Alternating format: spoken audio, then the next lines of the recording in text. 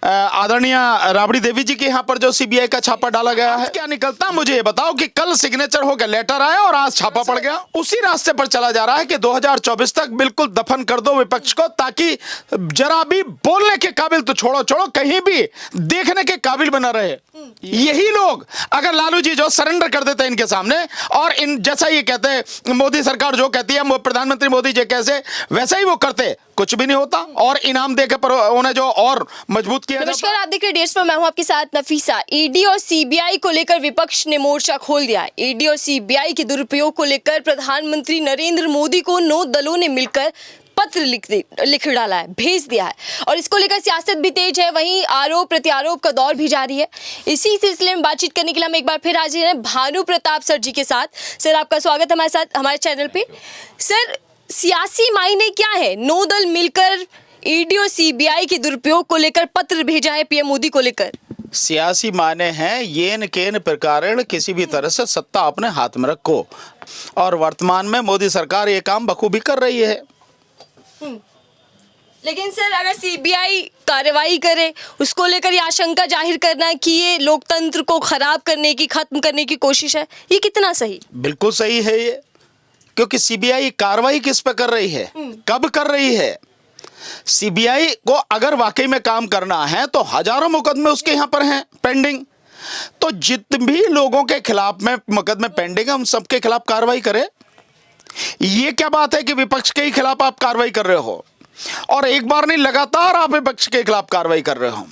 और ये जो ताजा मामला है जो सुनने में आ रहा है, आदरणीय राबड़ी देवी जी के यहाँ पर जो सीबीआई का छापा डाला गया है, जो ये चीज सामने आ रही है, और ये आप इसे क्या कहेंगे? इसे क्या इत्तेफाक कहेंगे, या वाकई में मोदी सरकार का विपक्ष को पूरी तरह से दफन करने का ये घिनौना काम है? क्या कहेंगे आप? 9 दलों ने मिलकर, 9 लोगों ने साइन किए, उन लोगों ने मिलकर एक लेटर लिखा। हालांकि लेटर में कुछ चीजें बिल्कुल क्लियर होनी चाहिए थी, नहीं की गई, फिर भी जो लिखा प्रधानमंत्री को लिखा, और ईडी और सीबीआई और इन सबके इस्तेमाल के विषय में ही लिखा। और उसमें साइन करने वाले कौन थे? तेजस्वी यादव। और आज जो है वहां राबड़ी देवी जी के यहाँ पे जो छापा पड़ गया, तो क्या माने इसको क्या माना जाएगा? एक प्रधानमंत्री को अगर विपक्ष के लोगों ने लेटर लिखा है, उसे गंभीरता से उस पर विचार विमर्श करे, और जो शिकायत उन्होंने की है उस शिकायत का समाधान करे। ये तो समझ में आता है, शिकायत उन्होंने की और अगले ही दिन सीबीआई वहां भेज दी गई, तो इसका मतलब यह कि ना, बिल्कुल बोलोगे नहीं। अगर तुमने बोलने की हिम्मत की तो देखा सीबीआई का डंडा, ईडी का डंडा बिल्कुल सीधा कर दिया जाएगा ठोक पीट के। यही है, और इसका मतलब क्या है? इसलिए सारी कार्रवाई हो रही है। तो ये निश्चित रूप से शक के दायरे में है ही नहीं, बल्कि देखी जाएगी शक के दायरे में, यही सोचा जाएगा। हाँ, अगर निष्पक्ष कार्रवाई करते तो कोई भी नहीं सोचता। तो मतलब आप ये कह रहे हैं कि राबड़ी देवी के घर पे भी जो छापा पड़ता है सीबीआई का, वो भी कहीं ना कहीं मकसद कुछ और है, सिर्फ घोटाला उजागर करना नहीं। चलो, मैं तो कह दूंगा कि हाँ बिल्कुल इसका मतलब यही है, लेकिन इसका अर्थ क्या निकलता मुझे ये बताओ कि कल सिग्नेचर हो गया, लेटर आया और आज छापा पड़ गया। इसका मतलब क्या है?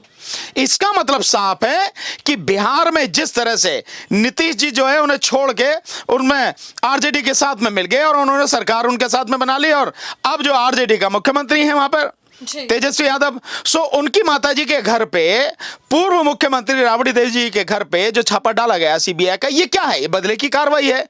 ये पूरी तरह से उसी रास्ते पर चला जा रहा है कि 2024 तक बिल्कुल दफन कर दो विपक्ष को, ताकि जरा भी बोलने के काबिल तो छोड़ो छोड़ो, कहीं भी देखने के काबिल बना रहे। ये है उसका मतलब। विपक्ष भी यही सवाल कर रहा है, खत में भी उसने यही सवाल किया कि आखिर ईडी और सीबीआई की कार्रवाई या निशाने पर सिर्फ विपक्ष ही क्यों? ये उनकी बात बिल्कुल सच सिद्ध हो गई ना।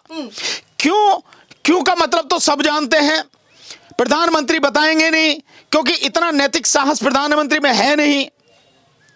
लेकिन इसका मतलब साफ है कि 2024 में चुनाव जीतना है और विपक्ष को पूरी तरह से खत्म करना है, क्योंकि हिंदू राष्ट्र की स्थापना करनी है।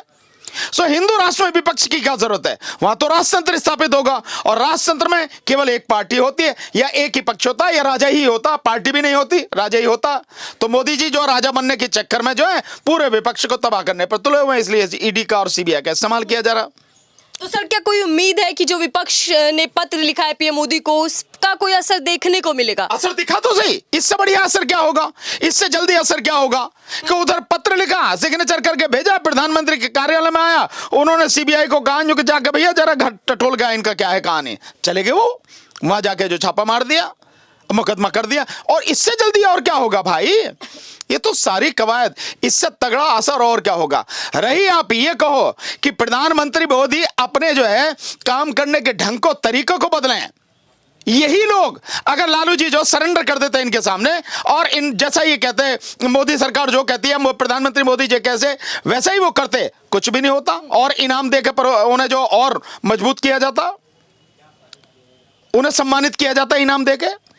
एक से एक छटा हुआ बेईमान जो राजनीतिज्ञ है वो बीजेपी में शामिल हो जाता है, प्रधानमंत्री आराम से गले लगाते हैं और उन्हें माला पहना के उनका स्वागत करते हैं, उनके सारे पाप धुल जाते हैं।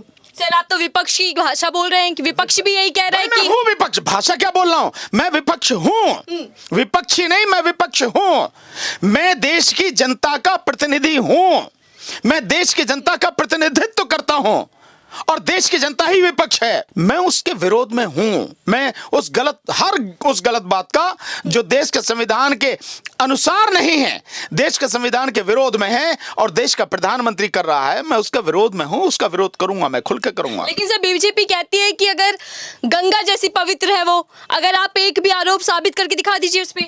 आने दो, जो सरकार बदलने दो, एक भी नहीं, कितने ही जितने इन्होंने घोटाले किए हैं, और स्पेशली कह रहा हूं प्रधानमंत्री मोदी ने जितने घोटाले किए हैं और जितना बेनिफिट अपने परिवार के लोगों को पहुंचाया, एक एक की मालूम है। जब सत्ता बदलेगी और काश हम जैसे लोगों के हाथ में सत्ता आ गई, हम बताएंगे कैसे वो सारे घोटाले खुलते हैं और कैसे फिर ईडी और सीबीआई जो आज विपक्ष को परेशान कर रही है, कैसे इनका घर खंगाला जाएगा, खकोला जाएगा, सब सारी चीजें। मतलब अब सीबीआई अपना काम भी ना करे, जांच भी ना करे?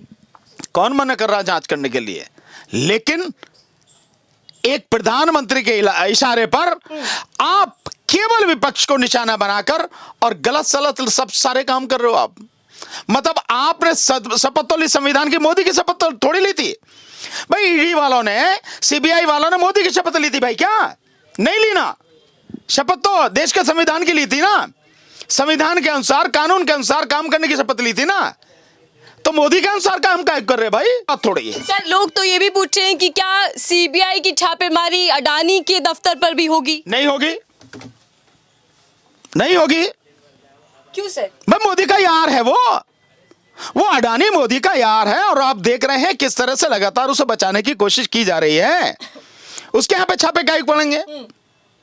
उसको तो बचाया जाएगा हर तरह से, चाहे वो कितना ही भी गुनाह कर दे, चाहे अब तक के सारे घोटालों का रिकॉर्ड उसने तोड़ दिया, 17,80,000 करोड़ का घोटाला किया, बावजूद उसके सरकार उसके लिए काम कर रही है, उसके लिए नियमों में हेरफेर कर रही है, नियम बदले जा रहे हैं, हर तरह की कोशिश वो कर रही है।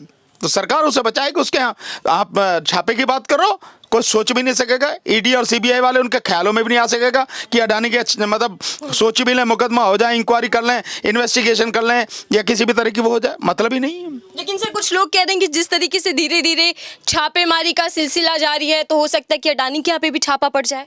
वो तो लोग हैं, ख्यालों में जीते हैं, जो जीते हैं जीने दो, उनको पता है। चलिए ठीक है, बहुत बहुत धन्यवाद।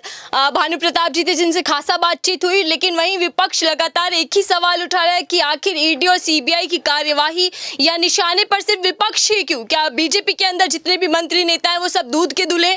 ऐसे में सवाल वाजिब है क्योंकि सवाल बनता है जब कार्यवाही एक तरफा देखने को मिल रही है। आप क्या सोच रहे हैं इस मामले को लेकर जरूर साझा कीजिए। फिलहाल के लिए दीजिए इजाजत।